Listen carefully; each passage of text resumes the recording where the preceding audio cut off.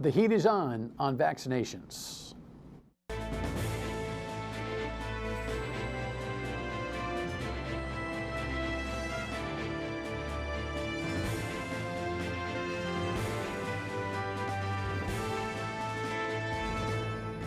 The Dan Yorke State of Mind program is brought to you in part by Lookout Rhode Island and Takeo Comfort Solutions.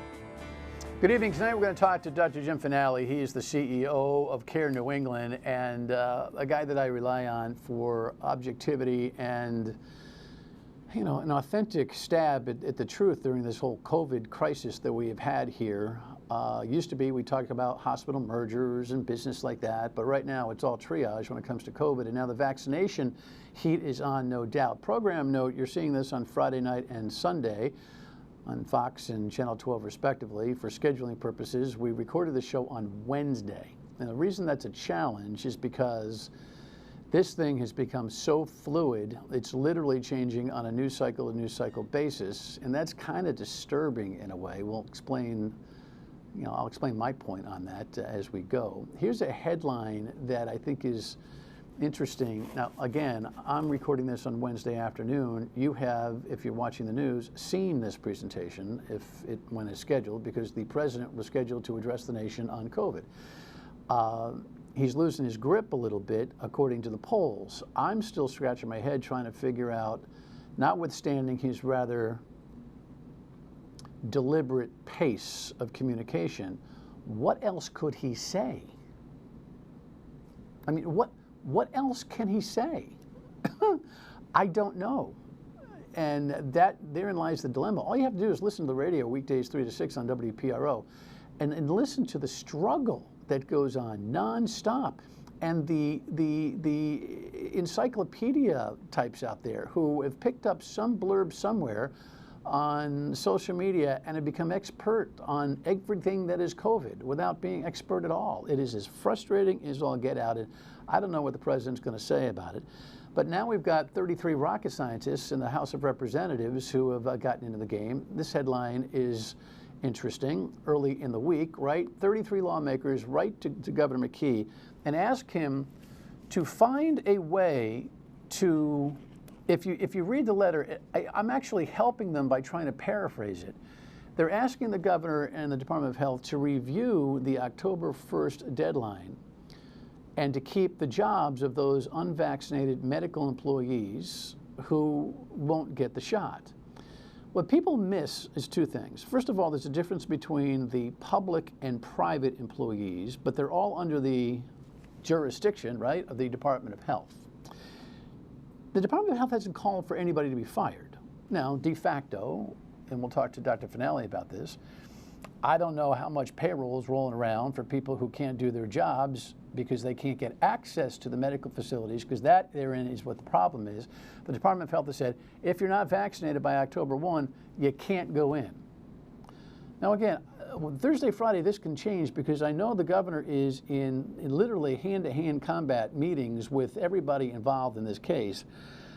But these 33 reps are doing exactly what politicians do when they have passive-aggressive interest in solving a problem. And that is, they say, this is wrong. We're really upset for the unvaccinated healthcare workers. They shouldn't lose their jobs. They are heroes and all of that in 2020 and 2021, and now you're going to fire them. Well, the simple answer is, get the vaccine, and nobody gets fired. Now you're going to tell me about all the reasons why they can't, and they'll tell me all the reasons why they can't, and I understand that. But we have to walk and chew gum at the same time, because they were heroes. They are. But they need to get the vaccine. I can't walk into the radio building on October 8th unless I'm vaccinated. If I'm not vaccinated, I will be terminated. They are not the only employees in this country and in this community that are facing this challenge. And ironically, they are as close to transmissibility as anybody is because they're working with patients. Enough of the speech. So these reps don't have a solution. They just want the McKee administration to change what they think. rather than actually legislating a different solution. God forbid they actually do their jobs. Here is the latest as of Wednesday. For weeks, Rhode Islanders have rallied against the governor mandating vaccines for health workers. Governor Dan McKee has so far stood by keeping an October 1st deadline in place for workers to get their shots or else lose their job. Taking a strong stand as the universities have and others is only to benefit of ours. The hospitals have done the same thing. But at least 33 lawmakers, including Representative Tom Norrie, disagree with this stance, saying they feel the mandate and its consequences are unfair to the workers that have been on the front lines over the past 18 months. They did this job right prior to the vaccine, and now the thanks that we're going to give them is now that you've gotten us to this point where we're below 3%, right? We're going to take your job. McKee told reporters he doesn't want to see people lose their jobs over the issue. It's not clear exactly how much hospital staff that could implicate, though he said an overwhelming number of health workers have received the shot. Are they still eligible for unemployment? I'm not sure. I would imagine they would be eligible, but at the same point in time, that's not our intention here. Our intention is to keep people employed and get them vaccinated. The letter from lawmakers says if action isn't taken from the governor in an appropriate time frame, they would request House Speaker Shekarchi to reconvene the General Assembly to address the mandate. You know, the governor kind of got stuck on that question. It's one of those dangling participles. There are places, I believe, that are going to fight the unemployment insurance for people who choose not to get vaccinated. So all this is up in the air. Dr. Fanale joins us. Thank you, my friend, for coming in. This is a it's a mess right now. Yeah, well, thanks for having me first. You bet. So the issue that we have here is that we have a lot of sick patients in our system now that require care. And we have this pandemic, and none of us have experienced it before, okay? And the other thing I want people to understand, it's not going to be over once Delta's gone. It's going to be, we may have another variant. So now is the time, I think, to protect our patients, to protect our healthcare workers. Patients come to our hospitals, come to our practices, they're assuming they're safe. To be safe, we have to have our staff vaccinated. Understand the personal choice people have in this country. I get that. But also affects all the other things that we do and all the other people we care for. Right, you put out a statement, Care New England put out a statement last week applauding that your employees were at about 85% vaccination rate, but you were kind of making both a public and internal notice that the clock was ticking. And of course, we got to remember that these shots are 3 and 4 weeks apart, depending on Pfizer and Moderna, unless you get Johnson & Johnson. What is your projection about that percentage up until deadline here? So today we have over about 86% or more that have had at least one shot. 82 are fully vaccinated. We have people lined up to get vaccinated. This is out of the data set we have now. I looked at the data set today. There are a bunch of folks that are in our list that don't work here anymore, so we got to clean up the list. So I think it's north of 86. I suspect we'll be north of 90 by next week. And then we'll next week have to sit and prepare for what we may or may not do. The bottom line, now is the time to stay firm and insist on people getting vaccinated. People are moving to get vaccinated. We're adjudicating the exemption request, and there are not many that are being granted. I mean, there are not many that are being granted. Both health and religious. Both health and non-health related ones, yes. So the religious thing is, all due respect to the few people who have a legitimate religious exemption. I mean, look, with 1,000 kids at URI check the box with no explanation on religious exemption. I can't believe how many churches are going to be full this weekend. That's true, and I think we're looking at everyone. We're asking people to put down their rationale. A physician may say, my patient has X, therefore they should not get vaccinated. But X is not a valid reason to not get vaccinated. So we can't accept that. We have to accept the science for the patient, the things that require. It's pericarditis. People have had a bad reaction to the medicine. Matter of fact, this example is a patient with a certain disease. You look on the disease state specialty website. That's not a reason not to vaccinate. All right. There are some interesting things that people think they know about this and don't. We'll come back and then we'll talk about the business side of this.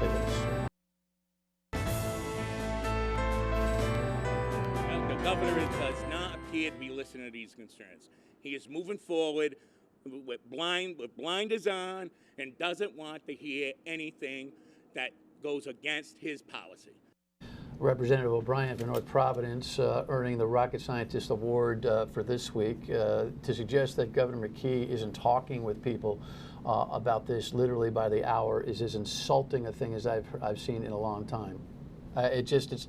I mean, how many conversations have you had with Governor McKee over the last couple of weeks? Several again today. I think he's working this through. He's got a lot of people to listen to. I think he's doing the best job he can. We're obviously have a certain position. He's listening to everybody. This is a tough call. A couple of things before I forget on the medical side. People are looking for exemptions, and they've done their own research, and then their instinct kind of takes over, understandably, over things like, for instance, i.e., pregnancy. A lot of conversation about, I just want, trying to get pregnant. Healthcare employees, young healthcare employees are trying to get pregnant. They're building families. And they just want to be careful, or they are pregnant. And they just want to get by that. Can you give them a break? You've got some interesting data on that. Yeah, so initially when we announced our own vaccine mandate, we said we would opt to defer the vaccine while you were pregnant, not when you're trying to, while you are pregnant. The American College of OBGYN, MFMs, all the specialty societies came out and said they should be vaccinated, and then the CDC said. So we backed and went by the CDC. Because the data has come out that pregnant women who get COVID during their pregnancy have a 15 times chance of having a poor outcome. I mean, they really get sick when they're pregnant, and you got 2 patients to worry about. So we've come out and we're the leading OB hospital in the state. So we believe our experts have told us this is what we should do, and when the CDC and everybody else in the country that's an expert said we should do that, we think we need to follow that clinical. We need to do what's right for our patients, and that's what's right. Yeah, by the way, just in case you're scoring at home, Care New England has Kent, Women and Infants, Butler. All right, so that's why we're talking about the leading pregnancy hospital in the state. All right, look, push comes to shove here. Talk to me about the emotion that's in the middle of all of this. They were heroes, they're frontline. Who denies that? No Why are those conversations this way? Why can't they run parallel? Of course they've been gutsy, they've been courageous, they've been on the front lines, they have gone into work with fear of COVID, anxiety of COVID, and that shouldn't be taken away from them. But they've got an obligation now, don't they? They have an obligation. We went into healthcare, all of us, because we chose to do that. And the patients are the center of care. Let me tell you something. I understand. We have lots of heroes that are on the front line. I'll use Kent as an example, where the hospital's chock full. The staffing ratios are more than they are used to because it's tough to getting nurses to work. What about those heroes? Those heroes are on the front line in the emergency room in the hospital, taking care of our patients every day. And they're vaccinated because they want to be safe. They are also heroes. We can't ignore them, because I believe if we back off on this mandate, you're going to have all of them upset because they're trying to be safe. I mentioned this on the air the other day. I want to go over that carefully. There is a very vocal minority who don't want to make this deadline. There is a large swath of the population, including medical employees, who rush to get the vaccine. There are others who got the vaccine on their own time. There's a group that have now chosen to get the vaccine under the mandate date.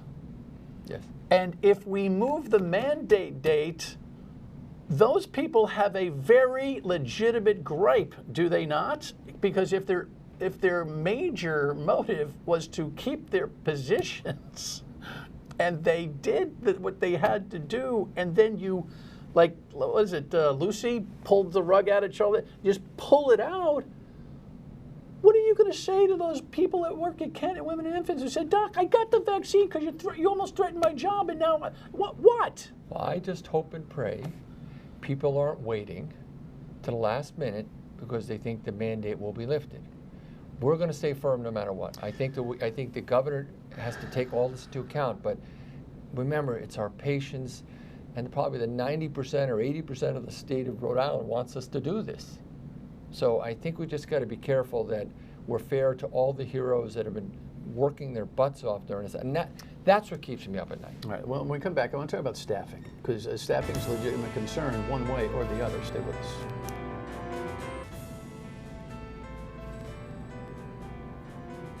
All right, staffing is a really important deal, and I'm sure the governor over this week has been hearing a lot about the potential of losing staff. I mean, you're understaffed as it is. The stress of COVID has caused a lot of medical staff, especially nurses, to say, "Listen, I've had it. You know, there's a better way to make a living." What happens if you lose 7, 8, 9% of your staff? Well, it all depends. It all depends where the staff is located and what effect it has on the services. If it's in a finance department, it's different than if it's on a floor. We have a pretty good estimate on each unit as to where we are today.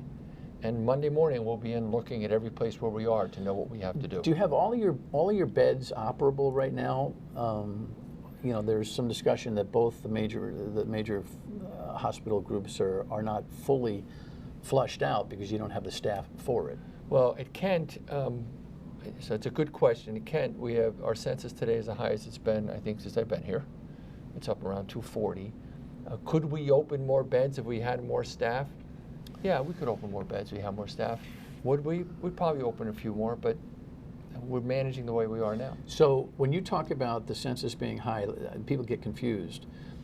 The COVID hospitalization rate has kind of steadied itself over the last couple of weeks. So last I checked, again, this is Wednesday, it was 150-ish type of people in the hospital in the state. But all the folks who had other maladies all through 2020 are coming back, and the chickens are coming home to roost, so to speak, I think that's exactly right. So we've got 20 people or so at Kent now with COVID. So we'd still be above 200, right, which is pretty busy. And it's because we believe, can't prove it, we believe that people sort of put off all this. It's not delayed surgeries and people coming in for operations. No, it's medically ill folks with heart failure, chronic lung disease, who may have put off care, and now it's coming home to roost, as you said. What's happening with the medical community out there, the doctors who are being sought out to give written permission? That's an interesting thing, huh? So yeah, we have a... In other words, for exemptions and the like. They get pressure. You know, I've been doing this clinical stuff my entire life. People always come and ask you for a note. You know, we have about 600 providers in our employee medical group, and they ask me, what do we do if employees are pushing us to write a note? I said, number one, you got to do what you think is right. It's your patient-doctor relationship is most important. But if you have to do what you think is right. But then all those exceptions are being reviewed anyways. If there's no scientific basis, they probably won't be honored anyways. Talk to me about the transmissibility issue. Every day on the radio, I field these questions as if, you know, I'm Dr. Fauci, and I'm not. When the word came out that vaccinated people can transmit the Delta virus nearly as or as equally as unvaccinated people, that has caused a lot of folks to think that vaccination is worthless. Distinguish, if you can, as a doc, between the dynamics between the two. Vaccination creates immunity. So a couple things we've got to remember here, right, is that it's the Delta variant. Different variants have different contagiousness, if you will. It's pretty contagious. So yes, you can spread it, but let's be absolutely clear. The vaccine, no question, it reduces the chance of hospitalization, the chance of death. What about the 100%. chance of acquiring the virus and only have, in other words, people are saying, look, it's my choice to get vaccinated now because everybody gets it. So if the vaccinated already get it, then why is it such a big deal? Because this thing is so transmissible. Everyone's going to get it. The vaccinated make a decision that maybe will help them mitigate the worsening of the disease. But what's the difference between unvaccinated and vaccinated if this thing transmits equally between both? We're not Idaho. Go and look what's happening in Idaho and Mississippi. Idaho is now going to ration care. There's no place to put any patients. This state's done a great job. The leadership has gotten people vaccinated. We still need to do better because we shouldn't be subjecting patients to getting this sick. It's taxing. Our ER's taxing everywhere. And in Idaho, you can't even get a hospital bed. You're going to be home sick. But you know, my reading is on this that vaccination is a preventative. There are breakthrough cases, Yes. and when the case breaks through, yes, the transmissibility is commensurate between unvaccinated and vaccinated. But vaccination prevents Bad disease. Or viral load. I know I can't. I'm not Fauci, all right? Right. But there's no question the overwhelming data says, and this is the Delta variant we're talking about, because it was less transmissible with the other variants. But the bottom line is it prevents significant disease and hospitalization. But the transmissibility issue, do you agree with those who protest that the transmissibility issue is equal? I don't know if the data enough to tell you whether it's equal or not. Okay. So I'd be overstepping my expertise. But I think that's an overstatement by folks who say that there's equal compatibility of transmissibility between those who are vaccinated and unvaccinated. That can't be true. I think that's fair. I do. Right. Bottom line, how worried are you? You know, I think we're doing much better this week than last week, and every week it'll get better. I think if we hold firm, and I understand that people can't work in a lot of places, like you just said in your own situation, unless they're vaccinated. You know, we're not going to we're not going to take mandates off measles, mumps, and rubella, because it's the same thing. So my concern is we got to keep at this. We got to keep getting people vaccinated. Are you going to fire these people if they don't make it by October 1? You know, the word fire is a big word, but I will tell you they will not be allowed to work, and we're going to figure that out next week. Okay? Is there a chance that they could work down the line? I don't. Right now, I would say they're not going to be allowed to work, period. And, you know, that's it. They won't be receiving a paycheck from us.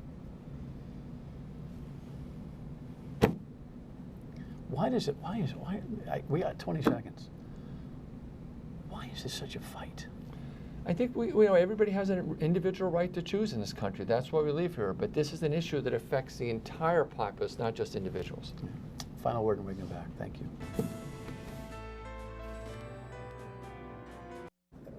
Look, I don't mean to preach at you, but I'm going to preach at you. I mean, everyone's afraid to preach at everybody. Yet everybody thinks they're the smartest person in the world about everything these days. The respect for expertise is at an all-time low. Everybody is a social media guru. Everybody is now a medical expert. You know what? Check your college records.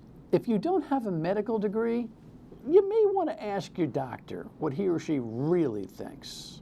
And wait for the simple answer, which usually is, get a vaccine. Good night.